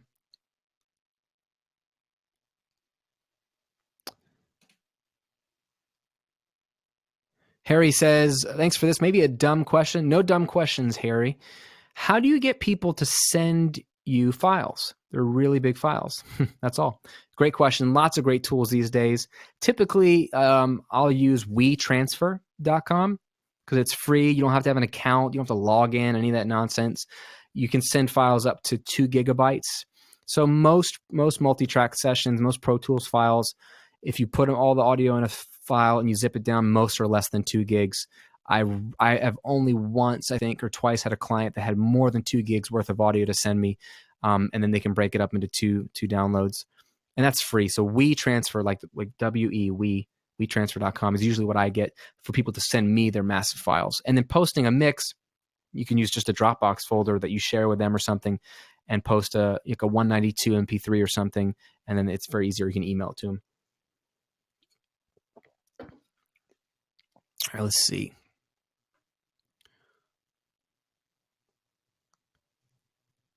Lance, thanks for the webinar. I'm on board with the Audio Income Project. Look forward to studying with you. Thank you, Lance. I'm pumped to have you as a student, man. You are going to love it. Let's see. Seth asks, if we're also musicians ourselves, should we promote our music separately from mixing services? Any pros or cons to using your own music as portfolio work? Great question, Seth. There's not really a con for using your own music as part of your portfolio, just as long as it's not the only artist in your portfolio. Because that clearly screams, oh, he's never worked with anyone. Reach out to people for free. Follow the email template I said. You don't have to have a portfolio necessarily to get free work, because you're offering something of value and it's zero risk for them to take you on, other than maybe their time. So yeah, don't have yourself as the only thing in the portfolio. And also, I'm not a big fan of combining your mixing services and your music on the same page. One of my good friends, Joe Gilder, he disagrees with me. He thinks it's great to have them both. I can see what he's saying, that it shows that you're also a musician and people might connect with that. Personally, I'm more of a fan of a website that is only focused on one thing and one thing only. And if I'm a artist, I don't really care about your music as an engineer. I care about my music and what you can do for me. So I'm a big fan of focusing on that.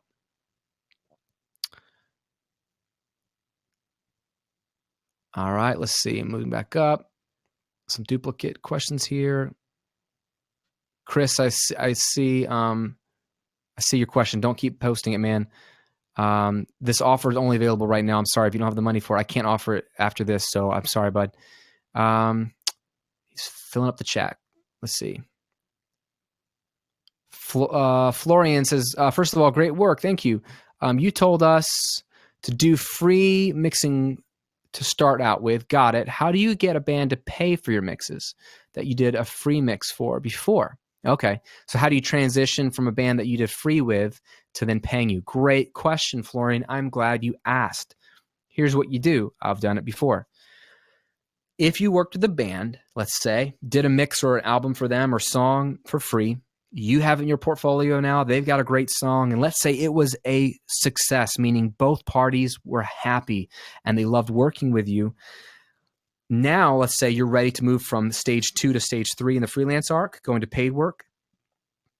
What you do is you reach out to them and say, hey, so-and-so, was just thinking about the project we did together, how much fun it was, love your music. Again, it was such a great experience. I hope it was for you as well. Would love to keep working with you. Or if they approach you and say, hey, can we do another project? You say, yes, I'd love to keep working with you.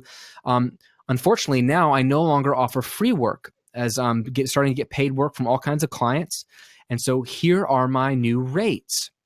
However, since you were one of my first clients ever to work with me, I want to offer you a deal. And you just cut them a specific deal for them on this first project together. You're like, moving forward, I have to charge my new rates, but for this first project together, I'm happy to discount them to this degree or whatever. Or, if I mix them, I'll do the mastering for free, or whatever it is.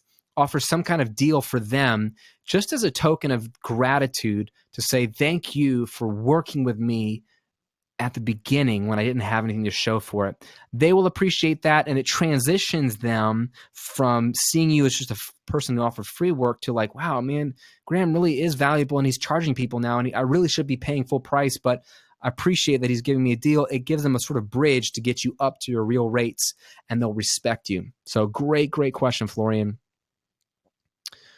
All right, let's see.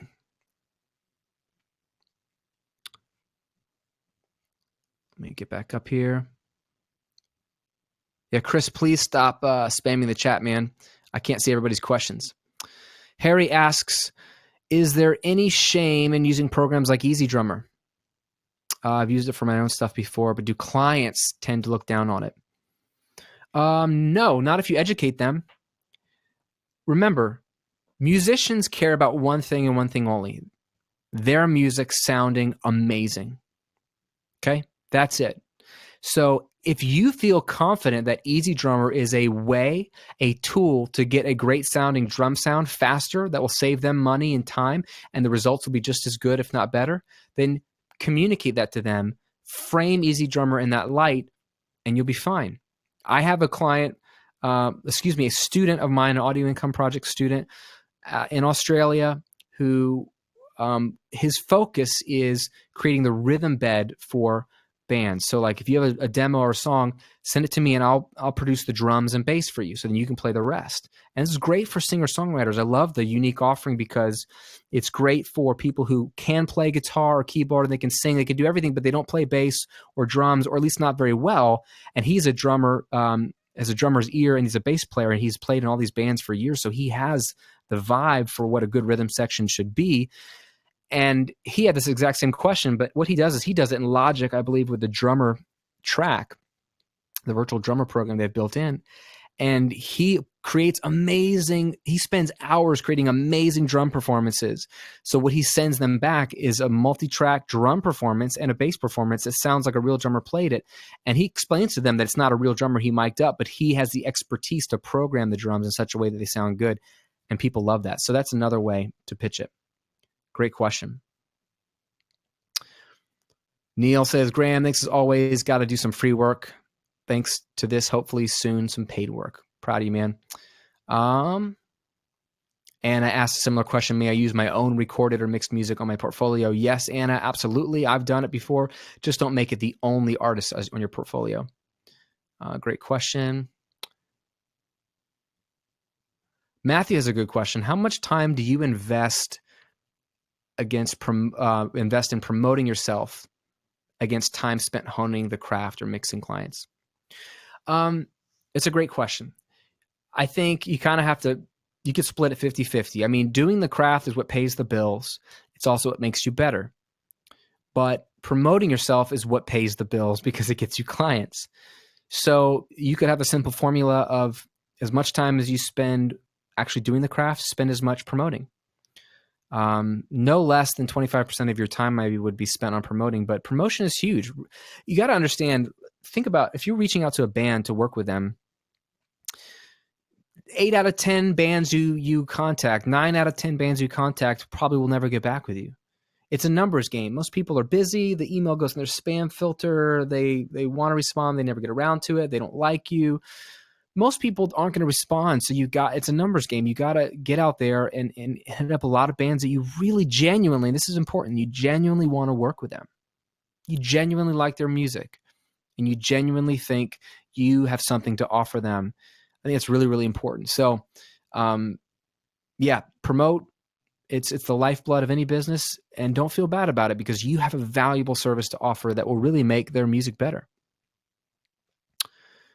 Brendan says, Graham, what school did you go to?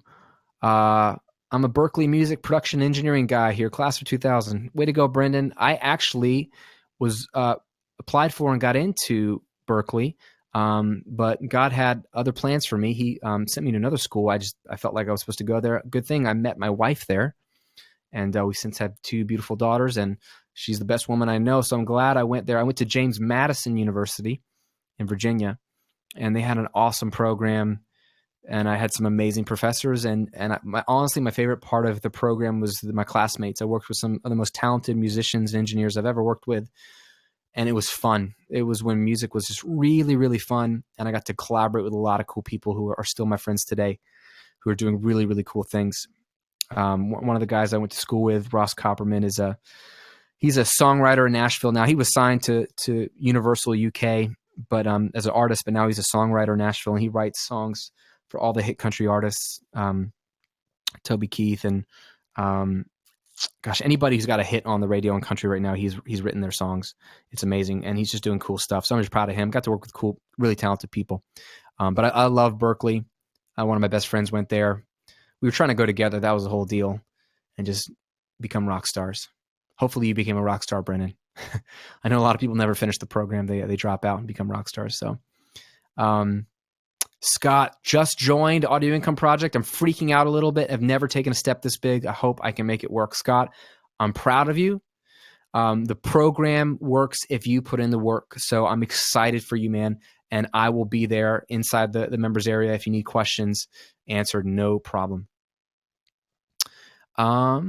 Larry asks, if you advertise as a mixer, how do you make sure you get well-recorded files from clients? Ooh, that is a forward-thinking question, Larry. Larry, I love it. You're going to win some, you're going to lose some. Sometimes you're going to get really, really poorly recorded files. One thing I like to do these days that I didn't used to do was I ask people, if I'm mixing, to bounce down a rough balance of their song to an MP3 and send it to me so I can hear a rough idea of what the songs sound like. And I have a clear idea from that if the songs are awful or the tracks are in decent shape. Now, I obviously won't know exactly how quality they are till I get them and I unpack them one by one. But if I get an MP3 bounce of the song or of one of the songs, I can usually gauge like if the tracks were well recorded enough for me to work on. Now, if you get the multi-tracks, Larry, from somebody and you pull them in and there's just problems galore. Here's what I don't want you to do. I don't want you to just try to fix it in the mix and deliver something that's amazing, even though it's impossible, because it won't be amazing. And they'll be like, oh, you didn't do a great job mixing. They'll be dissatisfied. The first thing you should do before you do any mixing, if you get poorly recorded multi-tracks, is contact them and say, hey, I'm going to be honest with you. These tracks aren't quite ready. They're not really in great shape. And here's some tips for you that I think you could do to get them better ready. Maybe they just need editing. Maybe they need pitch correction. Maybe they need to re-record a part, but be their trusted advisor. Be their advocate. Your goal is to help them succeed. So if they're going to get the best mix possible, they might need to do a little bit more work on the recording end, and you'd be willing to delay the project just a little bit for them to go back to the drawing board and fix some of the tracks maybe before they hand it off to you. They'll respect you for that. They'll be disappointed at first, but they'll know that really it's up to them to deliver you good tracks. And that way, if in the end the mix is only but so good, they know that probably has something to do with the quality of their tracks. So I used to not do this, but now I really try to find out early on the quality and then educate them if the quality isn't good. Great question. We'll do a couple more here. Luke says, hey, Graham, I need to build my portfolio. A good friend is willing to pay me to record an EP for his band, though I'm still in the work for free step. I should still take the money, right? What are your thoughts on friends and family discount? Dude, if someone is willing to pay you, take it. Take it. And if you want to, if you already know what your rates are going to be and he's offering you your rates, you could offer him a discount, of course, whatever makes you feel comfortable. But if someone's willing to pay you, then you're not in the free stage anymore. You have been upgraded to the paid stage by somebody else. That is a great problem to have, Luke. So I would definitely take the money and maybe just over deliver. Give them, a bonus revision or an extra mix, or say, look, I'll do the first mix for free, or just love on them because they were offering something cool for you first. You can never give too much. You can never be too generous.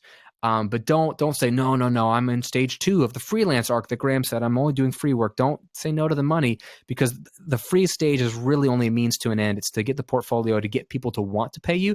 But if someone already wants to pay you, you're already at a spot where you can start charging, and that's a great step to be in. Psychologically for them, they'll respect and value your work more, and psychologically for you, Luke, because then now you will work extra hard because there's money involved and you'll deliver an even better result. Great question. I can't pronounce your name, Roje, and I'm sorry if I'm mispronouncing it. The question is, since there are not too many bands in my area, do you have experience with finding international clients?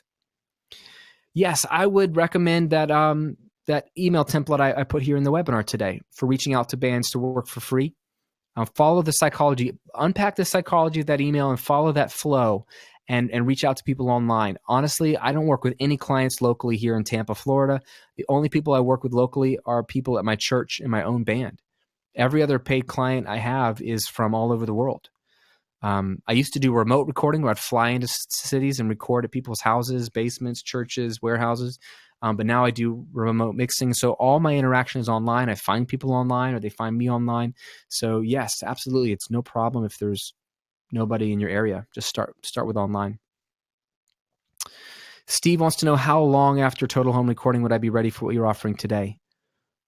Steve, I think you're ready to go right away. I don't think you need to wait to go through the audio income project. In fact, I wish I had this material before I was really starting to charge people, because I would set things up better. And the material is yours forever. So that way you can really understand things as you're getting good at the craft. You have it all together. Especially, honestly, if you think you want audio income project, then I would get it today because it's half off. It's half off. And so at least you have the material for life and you can reference it when you're ready. So that, I would honestly encourage you to get it today. Especially, you also get all the bonuses as well.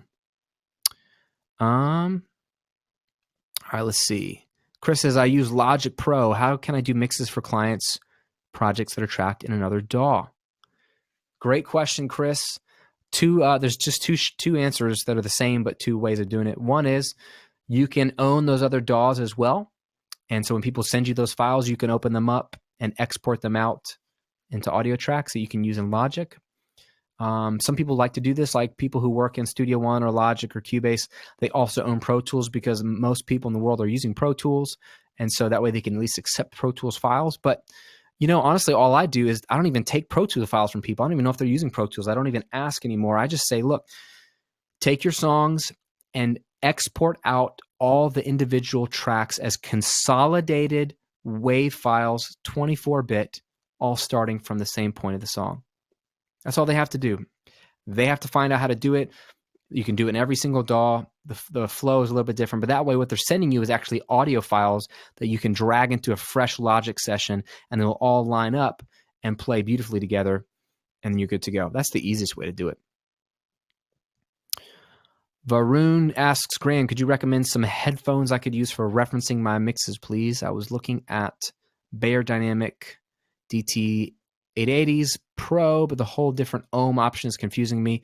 Hey, Varun, a lot of great headphones. A lot of my friends use Sennheiser HD 650s. They're a bit expensive. I just use KRK KNS 8400s. They're only $150. And I record, mix, and master with those. They're great.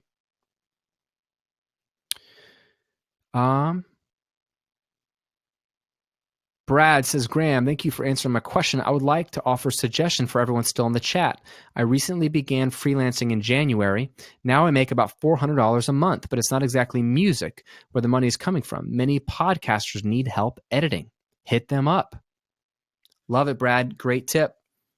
Podcasts have gotten immensely more popular in recent years, and many of those people have bought a USB mic and they're recording well and they're doing it, but they don't know anything about audio. And they're like, why does my podcast not sound like amazing? Why does the vocal not sound up front? Great point, Brad. And I'm glad, this is why I wanted to highlight it here in case people missed it in the chat. This is easy work to do. If you can do any kind of audio editing and compression, anything like that, dude, you can have a nice steady stream of extra income on this. In fact, when I got started freelancing, I was only doing bands, but a lot of times I was doing a cappella groups because I knew a lot of them. I was like, well, that's cool. I'll do a lot of that. And then one day I lost my day job and I had to really ramp up freelancing and go full time. And to fill in the gap, what I would do, and you can always do this, is I hit up all my other freelance mixing friends who already had clients. And I was like, look, I need more clients quick. How can I get more clients quick? I hit them up and I said, look, if you're recording and mixing and producing bands and you don't want to do the editing, or you don't want to do the vocal tuning or the drum alignment, why don't you outsource that to me? Pay me to do that. I'll do all that. So you don't have to do it. You'll save time. You can focus more on mixing. You can get more clients done. And that way I've got some work to do as well. And I got tons of artists projects that never knew about me, never hired me, but I got to work on their projects and get paid for it because I became an outsourced editor to some of my friends. And I did a lot of editing and it filled in the gaps. It was a great way to go. So I like how you're thinking, Brad, and proud of you for doing $400 a month, man. I hope people see that this is very, very doable.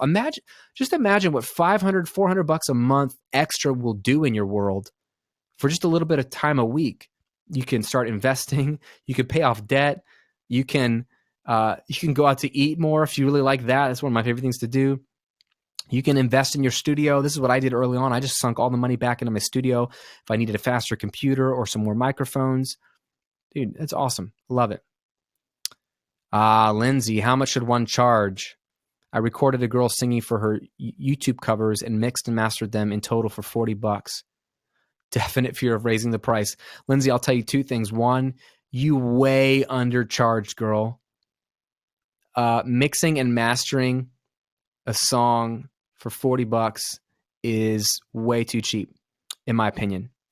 But in the Audio Income Project, I know I'll pitch it. In the Audio Income Project, I give you a complete framework, including a suggested starting point for what to charge and how to think about charging. It's all inside the course, so I won't really give that away. But I will say, why would you charge what you make at your day job or less per hour when what you're offering is a very specific skill set that took time to develop and specific gear to use? You should certainly be charging more than whatever your hourly rate is at your day job, unless, of course, your day job is a very skilled, specific position, like you're a brain surgeon or a lawyer or something like that. That might give you a framework. But yeah, definitely, Lindsay, you undercharge for sure. Don't be afraid of raising the price. You'll find that you'll get better clients and people will actually be happier because they're like, well, she must be legit because she's charging enough. I love it. All right, guys, I'm just going to do maybe two more questions here and then we'll wrap up. Jared, Graham, I've been following you for a while and I've learned a lot. Thanks. My question is, how much energy do you put into social media as part of your advertising? Facebook, Instagram. Jared, I do zero social media for advertising. It's definitely zero paid. But keep in mind, I benefit from the recording revolution now. I have a lot of eyeballs on the site, and that leads to a lot of interest in my mixing services.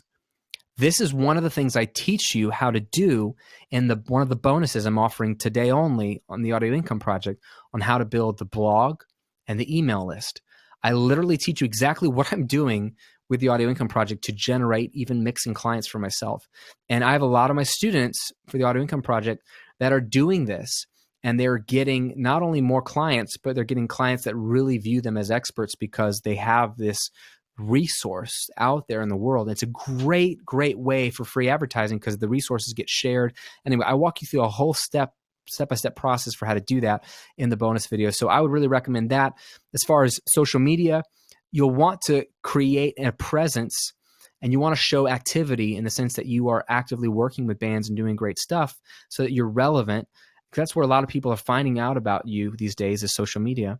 And of course, you could look into advertisements, but I'm not a fan of paid advertising until your business is already making money for you organically. Then you can view the paid advertisement as a reinvestment of the money you're already making, which is great.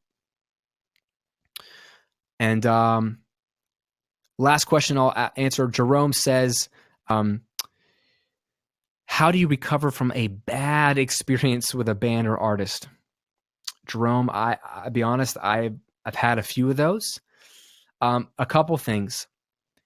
One, if it's something that I screwed up, I try to do two things. I try to learn from it. I ask Graham, what did I do wrong? What could I have done better to make this a better experience? Did I work with a client that was not my ideal client? Did I overpromise and not deliver? What was my problem? What did I do wrong so I can do it differently next time? And then if it was something I did wrong, I reach out to the band after the fact and just connect with them again and say, look, I'm sorry. I'm sorry that this happened, et cetera, et cetera. And I really try to just show some humility and show that I really cared about them doing well and maybe I missed the mark. That can always go a long way. Sometimes the bands they're jerks, or the artists are just, they overstep their bounds, and you just have to not be mean. You just have to be a little bit more short and more businesslike and try to get through the project as quickly as possible, deliver what you promised, and move on, and just decide to work with different people next time that are more in line with your ideal client. So it happens to all of us. Not every client experience is a beautiful one, but it's part of the learning process. So everyone, thank you so much. Thank you so much for being a part of this. Again, get the download. You can download the slides for the webinar. And if the link's not working for you, Dayon's put a link here in the chat. Join the Audio Income Project today. I'm going to leave this screen up just a few more minutes so you can check it out, see what it comes with, and get the value today before the price goes up and before the bonuses go away. But truly, it's been an honor. I appreciate it. And I look forward to hopefully having you as a student. And I look forward to hearing about your success as you turn your skill into a side income. Thanks for the time. Thanks for hanging with me today. Hopefully it was valuable for you. It means a lot because I know you all have other things you could be doing. It's always a pleasure to serve you in any way I can. Talk to you guys soon.